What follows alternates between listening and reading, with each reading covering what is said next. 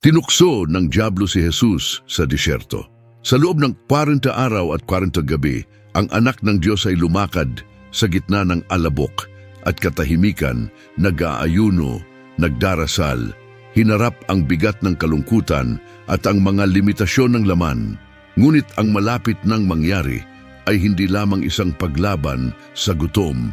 Ito ang pinakamadilim na paghaharap sa kasaysayan. Isang hindi nakikitang tunggalian sa pagitan ng liwanag at kadiliman, sa pagitan ng tagapagligtas ng mundo at ng prinsipe ng kasinungalingan. Lumitaw ito nang nanghihina na ang katawan, hindi sa hiyawan kundi sa mga bulong, hindi sa mga tanikala ngunit sa mga salita. Ang manunukso-tuso, makalkula, sinaunang naghintay para sa perpektong sandali upang hampasin. At doon, sa gitna ng kawalan, sinubukan niya ang hindi maisip na ilihis ang Mesyas mismo mula sa kanyang misyon. Ito ay hindi lamang isang provocation, ito ay isang pagtatangka na itigil ang pagtubos bago maitaas ang krus. Ngunit, sino ang nilalang na ito? Si Satanas ba? Lucifer? Isang simbolikong puwersa lamang o isang tunay na nilalang na may malademonyong intensyon? Ano ang sinabi niya? Paano niya nasabi at bakit niya sinabi? At ang pinaka nakakaintriga, bakit hinayaan ni Jesus ang kanyang sarili na matukso? Ano ang inihahayag nito tungkol sa kalikasan ng kaharian ng Diyos, tungkol sa ating espiritual na pakikidigma, at tungkol sa mga patibong na kinakaharap natin araw-araw? Dadalhin ka ng video na ito sa puso ng misteryong ito. I-unpack natin ang bawat detalye ng tukso sa ilang, galugarin ang mga diskarte ng kaaway, unawain ang mga tugon ni Jesus, at tuklasin kung ano ang kahulugan nito para sa iyo ngayon. Kung nakaranas ka na ng mga pagsubok, kung ang iyong pananampalataya ay nayanig, o kung pakiramdam mo ay dumaan ka sa isang espiritual na disyerto, ang mensaheng ito ay para sa iyo. Dahil ang parehong Jesus na nanalo doon, ay nasa iyong tabi ngayon. Bago sumunod, mag-subscribe, i-activate ang bell at mag-iwan ng iyong komento. Maaaring gamitin ng Diyos ang iyong mga salita upang gisingin ang isang tao. Ang disyerto ay hindi aksidente. Si Jesus ay hindi naligaw sa daan at hindi rin siya natitisod sa maling landas. Sinadya siyang akayin doon ng banal na espiritu. At ito ay hindi nagkataon. Ang disyerto ay palaging ang lugar kung saan ang Diyos ay naghahayag ng mga pagkakakilanlan at sinusubukan ng kaaway na lituhin sila. Sa loob ng 40 araw, si Jesus ay nagayuno, nanalangin at inihanda ang kanyang sarili. Ngunit sa pagtatapos ng panahong iyon, nang ang kanyang katawan ay mahina na, nagpakita ang dyablo. Sa mismong sandaling ito, kapag ang laman ay dumadaing, na ang espiritual na labanan ay tumitindi.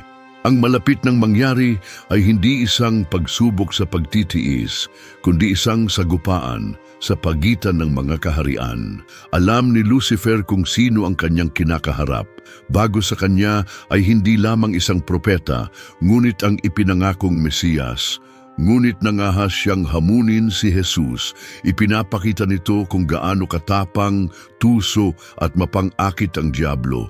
Hindi siya dumarating na may kasamang mga sungay at pitchfork, may kasama siyang mga argumento sa mga salita, na may mga subtleties na nagtatanong sa salita ng Diyos at nagpapahiwatig ng mga pagdududa tungkol sa pagkakakilanlan ni Kristo. Inilalarawan ng Ebanghelyo ni Mateo ang paghaharap na ito hindi bilang isang pag-uusap, kundi bilang isang tahimik na digmaan sa pagitan ng walang hanggang katotohanan at mga kasinungalingan ng impyerno. Isang tunay na espiritual na labanan na itinago bilang dialog. Ang tukso kay Jesus ay hindi naganap sa isang magulong kapaligiran na may kidlat at kulog. Kalmado ang itsura, pero tense ang atmosphere. Ang bawat pangungusap na sinabi ng dyablo ay isang provokasyon. Bawat sagot ni Jesus, isang matalas na tabak. Ang ilang ay naging tanawin ng isang labanan na higit pa sa gutom o uhaw. Ito ay pagtatangka ni Satanas na sabotahe ang plano ng pagtubos sa simula pa lamang nito.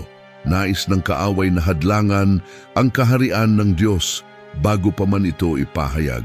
Ngunit para magawa ito, kailangan niyang hawakan hindi ang mga paa ni Jesus, kundi ang kanyang isip. At doon ipinakikita ng tukso ang tunay na katangian nito. Ipinakikita ng Biblia na ang dyablo ay hindi nagbigay ng quarter. Naghintay siya, naobserbahan at tinamaan niya ang pinakaangkop na sandali nang ang pisikal na kahinaan ay maaaring malito ang espiritual na kalinawan. Ito ay nagtuturo sa atin ng isang malalim na bagay. Ang kaaway ay hindi nagmamadali. Alam niya kung paano maghintay sa kanyang sandali. Pinag-aaralan niya ang kanyang target. At kapag umatake siya, hindi siya sumisigaw, bulong niya. Ganyan din si Eve, ganyan din si Jesus, ganyan sa atin. Ang pagsubok na hinarap ni Jesus ay higit pa sa isang hamon.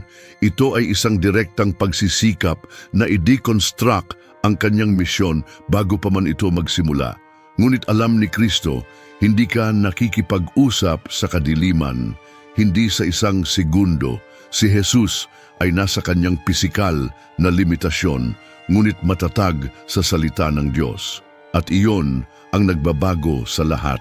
Maaaring lumapit ang dyablo, ngunit hindi niya kayang labanan ang katotohanan. Sa ilang, ipinakita ng anak ng Diyos na ang espiritual na pagkakakilanlan ay kailangang nakaangkla sa isang bagay na walang hanggan, hindi sa emosyon, hindi sa mga kalagayan, hindi sa gutom. Kung si Jesus, si Kristo mismo, ay humarap sa ganitong uri ng paghaharap, ano ang nagpapaisip sa atin na dadaan tayo sa buhay na ito nang walang mga disyerto? Ang mahalaga ay paano tayo tutugon kapag nasumpungan tayo ng tinig ng manunukso sa sarili nating tuyong mga araw. At doon nagsimulang lumitaw ang unang tukso. Kung ikaw ang anak ng Diyos, sabihin mong maging tinapay ang mga batong ito. Sa pangungusap na iyon, sinaktan ng dyablo ang kanyang unang suntok. Ngunit pansinin, hindi siya nagsimula sa pagdududa sa kapangyarihan ni Jesus. Inatake niya ang pagkakakilanlan. Kung ikaw ay, ang insinuation na iyon ay may dalang kamandag. Nais ni Satanas na magtanim ng binhi ng pagdududa. Ikaw ba talaga ang iniisip mo? Alam niya na kung pagdududahan ito ni Jesus, ang buong plano ng kaharian ng Diyos ay maaaring masira. Gutom lang ang pain. Ang target ay panloob na katiyakan. Ito ay hindi lamang tungkol sa paggawa ng bato sa tinapay. Ito magagawa ni Jesus sa isang kisap mata. Ang tunay na tukso ay ang paggamit ng banal na kapangyarihan para sa personal na kapakinabangan sa labas ng kalooban ng Ama. Nais ng dyablo na sirain ni Jesus ang kanyang pagsunod sa pangalan ng isang lehitimong pangangailangan. At ito ang pinakabanayad na bagay. Maraming tukso ang mukhang hindi masama, parang lohikal, makatwiran. Ngunit wala na sila sa oras, wala sa layunin, wala sa banal na espiritu. Ang pagsubok ay tiyak na ito, paggawa ng tama sa maling paraan.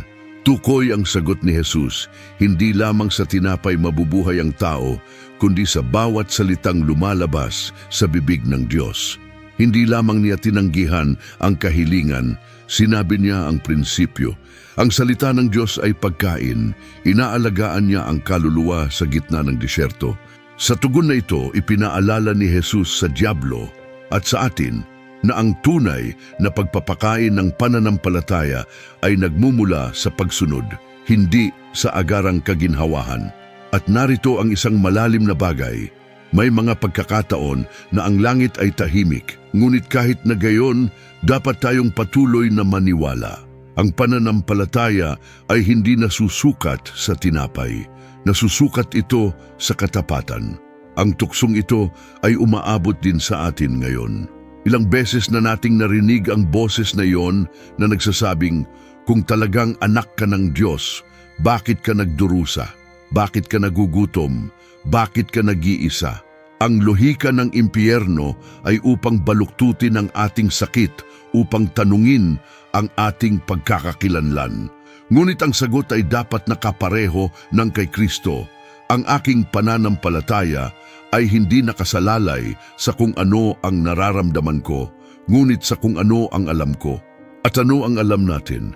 Na tayo ay binili sa krus, tinubos, tinatakan ng banal na espiritu at ginawang mga anak ng Diyos. Hindi ito nagbabago sa gutom, sa disyerto o sa mga bato.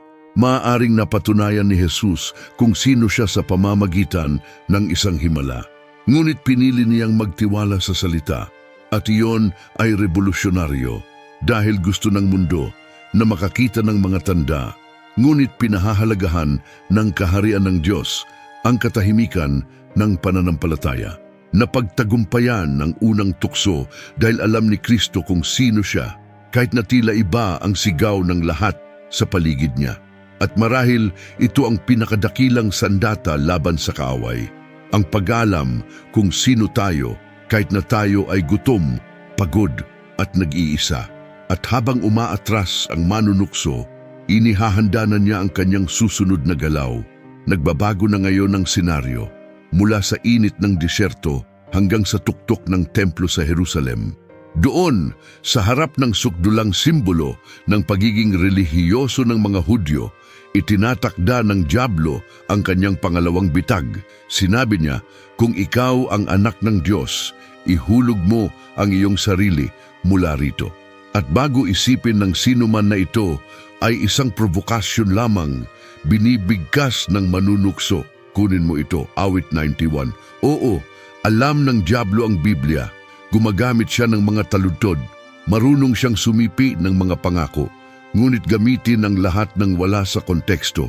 Dahil ang pinakamapanganib na kasinungalingan ay ang nagbibihis bilang katotohanan. Ang tuksong ito ay tungkol sa pananampalataya, ngunit isang baluktot na pananampalataya. Ito ay tungkol sa gawing panoorin ang pagtitiwala sa Diyos. Ang paggawa ng isang espiritual na kilos ay isang palabas. Sa madaling salita, kung talagang nagtitiwala ka sa Ama, patunayan mo ito sa pamamagitan ng pagtalon. Sasaluhin ka ng mga anghel, ngunit hindi kailangang patunayan ni Jesus ang anuman sa sinuman. Hindi siya naroon para magpahanga, kundi para sumunod. Ang pananampalataya ay hindi isang pagtalon sa kawalan. Ang pananampalataya ay lumalakad ng matatag kahit walang palakpakan. Nais ni Satanas na gamitin ni Jesus ang pangako ng proteksyon upang bigyang katwiran ang isang gawa ng walang kabuluhan. At ito ay mas karaniwan kaysa sa tila. Ilang beses sa ating panahon nauulit ang parehong tuksong ito. Ang mga tao ay sumusubok sa Diyos, humihingi ng mga palatandaan, humihingi ng mga himala na parang may utang na loob ang langit. Ang Biblia ay naging bargaining chip para sa marami. Kung mahal ako ng Diyos, gagawin niya ito o iyon. Ngunit tuwirang sumagot si Jesus, nasusulat din, huwag mong susubukin ang Panginoon mong Diyos. Itinuturo nito sa atin na ang paggamit ng salita laban sa kalooban ng Diyos ay kasing seryoso ng pagtanggi dito.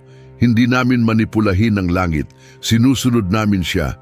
Ang tunay na pananampalataya ay hindi dula-dulaan. Ito ay sakripisyo.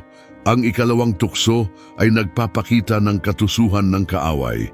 Napagtanto niya na alam ni Jesus ang salita, kaya sinubukan niyang gamitin ito laban sa kanya. At narito ang isang malakas na babala. Ang pag-alam sa mga talata ay hindi nangangahulugang mapuspos ng banal na espiritu. Alam ni Satanas ang kasulatan, ngunit wala sa kanya ang espiritu. Sa makatuwid, ang pag-unawa ay mahalaga. Hindi lahat ng tila biblikal ay banal. Hindi lahat ng magagandang mensahe ay galing sa Diyos. Ang tunay na pananampalataya ay lumalaban sa pangangailangang patunayan ng sarili. Hindi tumalon si Jesus. Dahil ang mga matatag sa kanilang pagkakakilanlan ay hindi kailangang makipagsapalaran upang magpakitang espiritual. Sa tuktok ng templo, tumayo si Jesus sa harap ng isang di nakikitang pulutong na madaig sana ng isang kagilagilalas na himala. Ngunit alam niya na ang misyon ay hindi para magpahanga. Ito ay upang tubusin. Darating pa ang krus at hindi niya ipagpapalit ang landas ng sakripisyo para sa isang madulang lukso. Ang sagot ni Kristo ay muling nagpatahimik sa manunukso. Ngunit may huling card pa rin si Satanas sa kanyang manggas. Isang mapang-akit na alok, isang banayad na shortcut, isang mapang-akit na paanyaya na maghari ng walang sakit. Ang huling tukso ay direkta, hilaw, walang disguises. Dinala ni Satanas si Jesus sa isang napakataas na bundok. Ipinakita sa kanya ang lahat ng kaharian sa mundo at ang kanilang mga kaluwalhatian. At pagkatapos ay gumawa ng panukala. Lahat ng ito ay ibibigay ko sa iyo kung ikaw ay magpapatira pa at sasamba sa akin. Hindi na niya ito sinusubukang itago. Gusto ko ng pagsamba. Gusto ko kung ano ang tanging pag-aari ng Diyos. At para magawa ito, inialok niya ang mga pinakakaakit-akit na bagay na iniaalok ng mundo. Kapangyarihan, impluensya, pangingibabaw. Ito ang tukso ng shortcut, ang paanyaya na manakop ng walang pagdurusa, maghari ng walang krus, manalo ng hindi sumusunod. Ang dyablo ay nag-alay ng kaluwalhatian ng walang Golgota, ang mga trono ng walang sakripisyo. At narito ang isang mapangwasak na punto, hindi niya itinanggi na si Jesus ang magkakaroon ng kaharian. Sinubukan lang niyang pabilisin ang proseso, alisin ang sakit, iwasan ang krus. At ilang beses ba lumilitaw ang ganitong uri ng tukso sa ating buhay? You don't have to wait. You don't have to suffer. Just a detour. Shortcut lang. Ngunit alam ni Jesus na ang kaharian ng Diyos ay hindi itinayo sa mga negosasyon. Ito ay itinayo sa pagsunod, sa pagsuko, sa pagtalikod. Ang panukala ay kaakit-akit, ngunit si Jesus ay hindi mapag-usapan. At pagkatapos ay sinabi niya, "Lumayas ka rito, Satanas, sapagkat nasusulat, sa Panginoon mong Diyos sasamba ka at siya lamang ang iyong paglilingkuran." Ang pangungusap na iyon ay hindi lamang isang pagtanggi, ito ay isang utos. Pinalayas ni Jesus ang manunukso ng may autoridad. Doon, sa bundok na iyon, ipinahayag niya na ang pagsamba ay hindi ipinagbibili, na walang makalupang kaluwalhatian ang katumbas ng isang kaluluwa, na walang trono sa mundong ito ang makakapalit sa presensya ng Diyos. Sa sandaling ito ay umatras ang kalaban, nasugatan, natalo, ngunit hindi isang pagsuko. Dahil bagamat natalo doon, patuloy pa rin siyang sumusubok sa ibang pagkakataon na may ibang mukha.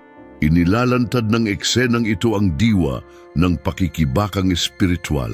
Hindi lang gusto ni Satanas na gawing kasalanan ka, gusto niyang sambahin. Kahit na sa isang disguise na paraan, sa pamamagitan ng idolatriya ng ego, katanyagan, pera, kapangyarihan, sa tuwing may nakikipagnegosasyon sa mga prinsipyo para makamit ang isang bagay, inuulit nila ang kilos ng pagyuko.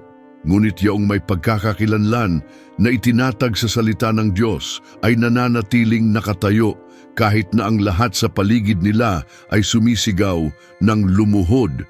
Ang krus ay tila mabigat, ngunit ito ang tanging landas na patungo sa tunay na korona. Si Jesus ay lumaban hanggang sa wakas. At hindi lang iyon ang nagsiguro sa kanilang tagumpay, na secure din nito ang atin. Ipinakita niya sa atin na posibleng harapin ang dyablo at talunin siya ng salita, ng may pananampalataya, ng may pananalig. Ang tukso ay tapos na, ngunit ang digmaan ay hindi pa. Umalis ang kalaban, ngunit hindi siya natalo magpakailanman. May mga plano pa siya, at si Jesus, kahit na nanalo siya sa bundok, alam na ang huling labanan ay nasa unahan pa.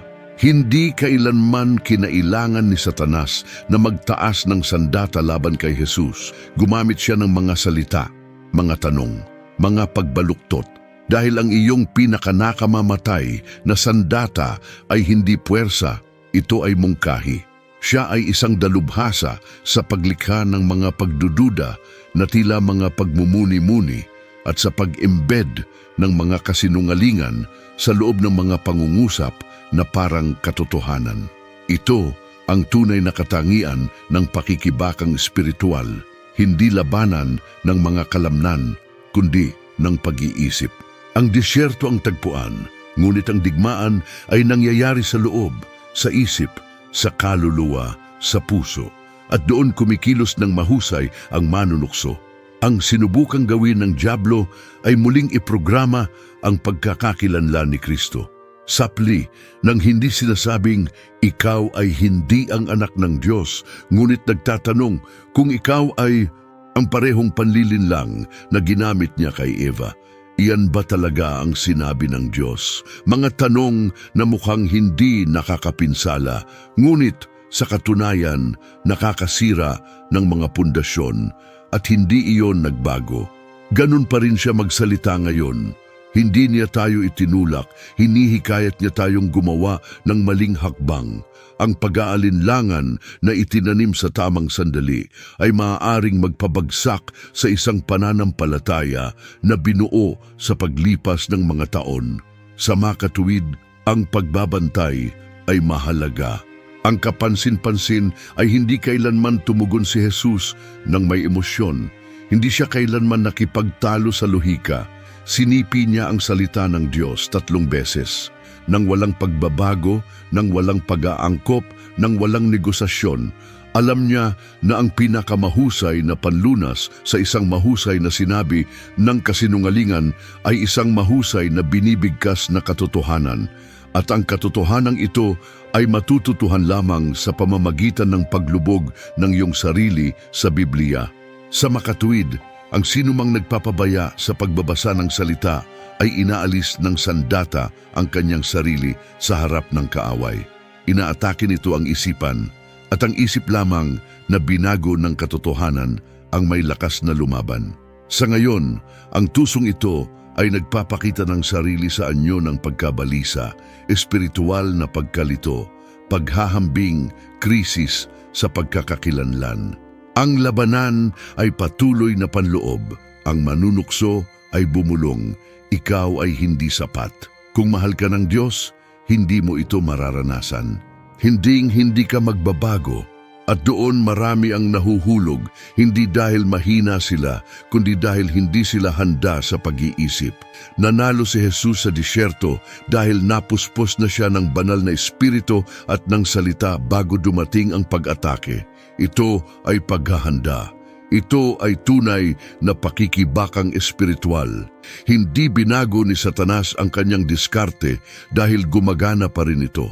Alam niya na kapag nasira ang kanyang isip, sinisira niya ang kanyang pananampalataya. At ang isip ang pinakatahimik at pinakamapanganib na larangan ng espiritual na buhay. Inihayag ng disyerto na ang pinakamalaking bitag ay hindi ang mga bato sa lupa, ngunit ang mga ideya na nabubuo kapag tayo ay pagod, nasugatan o nag-iisa. Tinalo ni Jesus ang manunukso sa matibay na katotohanan, ngunit hindi sumuko ang dyablo. Nagpalit lang siya ng taktika at nagsimulang kumilos sa pamilyar na boses. Pagkatapos ng disyerto, umalis ang dyablo. Saglit, sinasabi ng Biblia na iniwan niya ito hanggang sa isang angkop na panahon. Ito ay nagpapakita na ang tukso ay hindi pa nagtatapos. Nagbago lamang ito ng anyo. At ngayon si Satanas ay magsisimulang kumilos sa isang mas tusong paraan, gamit ang mga taong malapit kay Jesus, mga taong may mabuting hangarin ngunit mahina ang pag-unawa, mga taong may anyo ng pagmamahal ngunit may mga salitang puno ng espiritual na kaguluhan. Naunawaan ng kaaway na kung hindi siya manalo mula sa labas, susubukan niyang kumilos mula sa loob. At ayon bumalik siya in new disguises. Ang isa sa mga pinakakapansin-pansing yugto ng diskarting ito ay nang si Pedro, isa sa pinakamalapit na disipulo, ay sinubukang pigilan si Jesus sa pagpunta sa krus. Ipinahayag ni Jesus na siya ay magdurusa, itatakwil at mamamatay. At si Pedro, marahil ay may mabuting hangarin ay nagsabi, "Hinding-hindi ito mangyayari sa iyo, Panginoon." Ngunit ang tugon ni Jesus ay malupit. "Lumayo ka sa likuran ko, Satanas." Hindi niya tinatawag na demonyo si Pedro. Tinutukoy ko ang pinagmulan ng mungkahing iyon dahil minsan nagtatago ang manunukso sa likod ng mga mapagmahal na salita na tumatanggi sa plano ng Diyos. Muli, ang tukso ay nagkunwaring si Judas, isa sa 12. Isang taong lumakad kasama ni Jesus, kumain kasama niya, nakinig sa kanyang mga turo. Ngunit sa kaibuturan, inaasahan ni Judas ang isang Mesyas na magtataglay ng kapangyarihang pampulitika at siya ay bigo. Pumasok si Satanas sa kanyang puso at ang halik ng pagtataksil ay nagbuklod ng isa pang desperadong pagtatangka na pigilan ang krus. Pansinin kung paanong ang manunukso ay hindi sumusuko. Muli niyang inimbento ang kanyang sarili. Kung hindi ka makababa sa kakapusan, subukan mo ng may ambisyon. Kung hindi mo kayang gawin sa sakit, subukan mo sa walang kabuluhan. Patuloy ang labanan at may isa pang senaryo, ang dami ng tao. Noong una, pinalakpakan nila si Jesus, humingi ng mga himala, idineklara siyang hari. Ngunit pagkaraan ng ilang kabanata, sumigaw sila, ipako siya sa krus. Ang parehong mga taong nagtaas sa kanya, kalaunan ay tinanggihan siya. Ito ay nagpapakita na, kadalasan, ang pagsang-ayon ng masa ay maaari ding maging larangan ng tukso. Ang panganib ay hindi lamang sa pag-atake, kundi sa palakpakan, sa pagmamataas na lumalago sa katahimikan, sa pagnanais na mapasaya ang lahat. At ang manunukso, gaya ng dati, ay sinasamantala ang bawat emosyonal na puwang upang subukang ilihis ang pagtuon mula sa misyon. Ang presensya ng kaaway ay hindi limitado sa disyerto. Naglalakad-lakad siya, naghihintay ng kanyang pagkakataong kumilos, at madalas na ginagamit ang hindi natin inaasahan. Ang tukso ay nagbabalat kayo ngayon bilang payo, papuri, relasyon, pagkakataon. Ang layunin ay palaging pareho, ilihis si Jesus mula sa krus. Ngunit nanatiling matatag si Jesus dahil alam niya na ang pinakadakilang tagumpay ay hindi sa templo o sa mga pulutong, kundi sa Golgota, kung saan ang lahat ay matutupad. Akala ng demonyo ay nanalo siya. Nang makita niya si Jesus na nakabitin sa krus, duguan, pinutungan ng mga tinik, pinahiya sa mga magnanakaw, naniwala siyang nakamit niya ang imposible, ang pabagsakin ang anak ng Diyos. Ang katahimikan ng langit, ang hiyawa ng karamihan, ang kadiliman na bumagsak sa lupa, lahat ng bagay ay tila nagpapatunay sa kanyang tagumpay. Ngunit ang hindi niya naintindihan ay ang krus ay hindi tanda ng pagkatalo. Ito ay isang bitag. Isang banal na plano na idinisenyo mula sa kawalang hanggan upang alisin sa sandata ang imperyo ng kadiliman minsan at magpakailanman. Sa krus, si Jesus ay hindi natalo. Binigay niya ang sarili niya at iyon ang gumagawa ng lahat ng pagkakaiba. Sinabi niya, walang sino man ang kumukuha ng aking buhay mula sa akin, ibinibigay ko ito. Ang sakripisyo ay hindi isang aksidente. Ito ay isang diskarte. Habang nagdiriwang ang dyablo, iniisip na pinatahimik niya ang Mesiyas. Ang dugong dumanak ay pagbili ng mga buhay, pagtubos ng mga kaluluwa, pagkansela ng mga kasalanan. Ang kaharian ng Diyos ay hindi dumating na may mga espada, ngunit may kapatawaran. At doon nakabitin sa pagitan ng langit at lupa, si Jesus ay nanalo ng lubusan, hindi sa puwersa, kundi sa pagmamahal. Hindi iyon naintindihan ni Hel. Isinulat ni Apostol Pablo na sa krus dinisarmahan ni Kristo ang mga pamunuan at mga kapangyarihan na inilagay sila sa hayagang kahihiyan. Sa madaling salita, dinisarmahan niya ang dyablo sa harap ng buong sansinukob. Ang tila katapusan ay ang simula. Ang krus ay hindi lamang simbolo ng pagdurusa. Ito ang tagpo ng pinakamalaking espiritual na tagumpay na naitala kailanman. Dinala ni Jesus sa kanyang sarili ang kasalanan, ang pagkakasala, ang kahihiyan, At kasama niyan, sinira niya ang autoridad ni Satanas sa sangkatauhan. Hindi lang siya namatay, dinurog niya ang ahas. Kaya naman hindi maiiwasan ang muling pagkabuhay dahil hindi maaaring ang krus ang huling kabanata.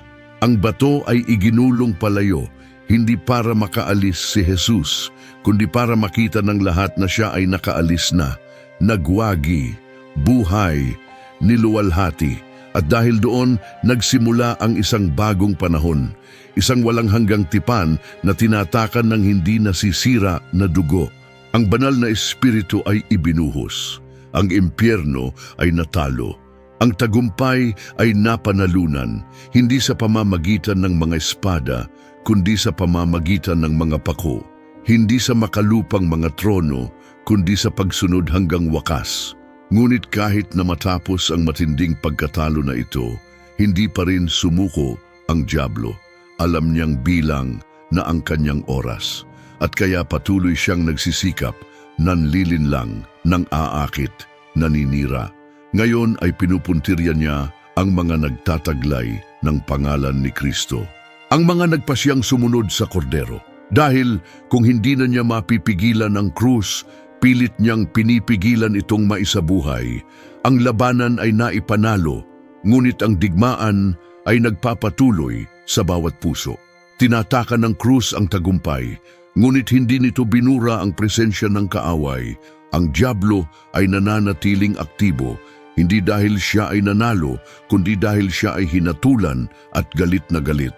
Sinasabi ng Biblia na siya ay gumagala-gala tulad ng isang leyong umuungal na naghahanap ng masisila. Personal na ngayon ang digmaan at ikaw ay nasa larangan ng digmaan. Kung paanong sinubukan niyang baluktutin ang pagkakakilanlan ni Jesus, sinusubukan niyang lituhin ang iyong pagkatao. Hindi kanya kailangang ibagsak ng malalaking trahedya. Kailangan lang niyang dahan-dahang ilayo sa salita ng Diyos. Kalimutan mo na lang kung sino ka. Ngayon, ang disyerto ay nagpapakita ng sarili sa iba pang mga anyo. Mahihirap na desisyon, umiiral na krisis, mga sandali ng katahimikan ng Diyos. At sa mga sandaling ito lumalapit ang tinig ng manunukso, banayad, nakabalat kayo, puno ng lohika, ngunit walang katotohanan. Kung mahal ka ng Diyos, hindi ito mangyayari. Masyado kang nagdasal, wala namang pinagbago. Sulit ba ito? Ang mga ito ay karaniwang mga parirala, ngunit puno ng espiritual na lason. Ang tukso ngayon ay emosyonal, psikolohikal, tahimik, at sa makatuwid, mas mapanganib. Ang labanan ay patuloy na nagagalit sa loob. Ngunit ang halimbawa ni Jesus ay nananatiling pinakadakilang sandata natin. Nanalo siya gamit ang salita. Pinipigilan niyang malaman ang kanyang pagkatao. Hindi niya ipinagpalit ang mga prinsipyo para sa ginhawa. At ang parehong banal na espiritu na umakay sa kanya sa ilang ay nananahan na ngayon sa loob ng bawat tapat na mananampalataya. Hindi ka nag-iisa. Ang espiritual na tagumpay ay hindi nagmumula sa lakas ng tao, ngunit mula sa patuloy na pananampalataya, ng lapit sa Diyos, ng surveillance, at ang lakas ng loob na magsabi ng hindi kahit na lahat ng nasa loob mo ay gustong sabihing oo. Ito ay pamumuhay sa pamamagitan ng pananampalataya. Ang pagsubok, tukso, at paghaharap ay hindi mga palatandaan ng espiritual na kahinaan. Madalas, ang mga ito ang pinakamalaking indikasyon na ikaw ay nasa tamang landas. Ang kaharian ng Diyos ay hindi itinayo ng mga tumatakas sa disyerto, kundi ng mga nananatiling matatag dito. Katulad ni Jesus, haharapin mo rin ang banayad na pag-atake, mapang-akit na paanyaya at mga sandali ng kalungkutan. Ngunit ang sikreto ay hindi nagbago. Ang pag-alam kung sino ka at kung sino ang iyong pinaniniwalaan. Dahil kapag ang iyong pagkakakilanlan ay naitatag kay Kristo, walang kasinungalingan mula sa impyerno ang makapagliligaw sa iyo. Ngayong alam mo na kung sino ang dyablo na tumukso kay Jesus sa ilang at kung paano pa rin siya tinutukso hanggang ngayon, ang tanong ay, ano ang iyong magiging reaksyon kapag dumating ang paghaharap? Maalala mo ba ang krus? Mula sa salita, Lalaban ka ba gaya ng nilabanan ng guro? Dahil hindi pa tapos ang digmaan, ngunit garantisado na ang tagumpay para sa mga nagpasya na huwag sumuko. At ngayon, ano ang gagawin mo sa lahat ng ito? Narinig mo ang tungkol sa tukso, nakita mo ang mga diskarte ng kaaway, nakita mo kung paano siya kumikilos, hindi lamang kay Jesus, kundi maging ngayon sa bawat isa sa atin. Ang tanong ay, handa ka na bang kilalanin ang mga boses na ito? Handa nang lumaban? O patuloy ka bang maglalakad nang hindi mo namamalayan na ikaw ay nasa isang hindi nakikitang larangan ng digmaan? Sapagkat ang katotohanan ay simple, ngunit malalim. Kung ang anak ng Diyos mismo ay tinukso, gayon din kayo. Ngunit kung siya ay nanalo, maaari ka ring manalo. Pinapakain mo na ba ang iyong isip ng salita o nakaligtas ka ba sa mga espiritual na mumo? Nakabatay ba ang iyong pagkakakilanlan sa sinasabi ng Diyos o sa sinisigaw ng mundo? Ano ang nagawa mo nang dumating ang disyerto, tumakas o manatili? Huwag magkamali. Bawat desisyon na gagawin mo ay isang binhi. Ang bawat pagtalikod, isang hakbang tungo sa tagumpay. Ngunit gayon din, ang bawat kaguluhan ay maaaring magbukas ng puwang. Kaya tanungin ang iyong sarili, ano ang pinapayagan mo sa iyong puso? Marahil ay nabubuhay ka sa isang sandali kung saan ang lahat ay tila tahimik, tuyo, mahirap, at naiisip mo na ang Diyos ay lumayo na. Ngunit tandaan, inakay ng Espiritu Santo si Jesus sa disyerto. Ang katahimikan ng Diyos ay hindi kawalan, ito ay paghahanda. Siya ay nagpapatibay ng isang mandirigma sa iyo, isang taong nakakaalam ng salita, na hindi ipinagpalit ang pananampalataya para sa kaginhawahan at na nananatiling nakatayo kahit na ang lahat sa loob ay gustong sumuko. Ito ang diwa ng espiritual na tagumpay. Kaya anong uri ng mananampalataya ang gusto mong maging? Isang nahuhulog sa harap ng bawat tukso na nagkukunwaring pagpapala, o isang matatag na nakatayo kahit walang nakatingin? Ang krus ay naitayo na, tumalsik na ang dugo. Ang tagumpay ay napanalunan na. Ngayon ay ikaw na ang magpasya kung mamumuhay ka tulad ng isang taong kabilang sa kaharian o tulad ng isang taong sinusubukan pa ring pasayahin ang mundo. Kung nakipag-usap sa iyo ang mensaheng ito, mag-subscribe sa channel, i-activate ang bell at ibahagi ito sa isang taong kailangang makarinig nito ngayon. Mag-iwan sa mga komento. Ang aking pagkakakilanlan ay itinatag kay Kristo. Sama-sama nating ipalaganap ang salita ng Diyos. Dahil ang isang naantig na kaluluwa ay maaaring magbago ng mga henerasyon.